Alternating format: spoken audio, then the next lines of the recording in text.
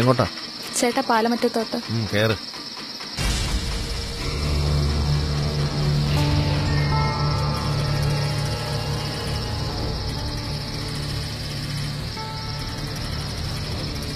പാലമറ്റത്ത് എവിടാ? പാലമറ്റത്ത് തന്നെയാ.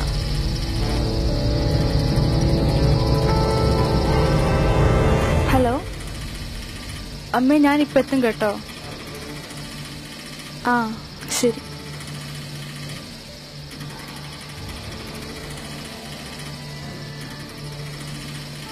ചേട്ടാ അവിടെ.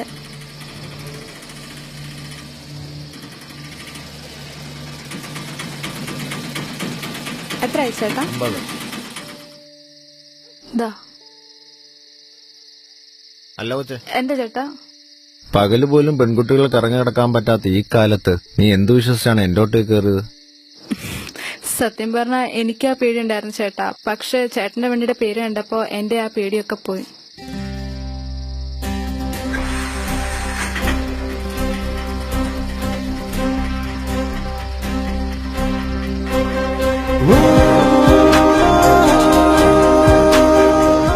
സഖാവ് വെറുമൊരു വാക്കല്ല, ലക്ഷങ്ങളെ ജീവിക്കാൻ പ്രേരിപ്പിച്ച, വീഴ്ചകളിൽ നിന്ന് ഉയരാൻ സഹായിച്ച ഒരു വികാരമാണ്.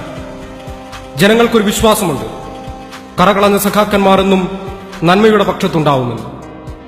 ആ വിശ്വാസം കാക്കാൻ ഉരുക്കുമുഷ്ടിയും ഉറപ്പുള്ള ചങ്കുമായി ഞങ്ങളെന്നും ഇവിടെ തന്നെ ഉണ്ടാകും. ലാൽ സലാം.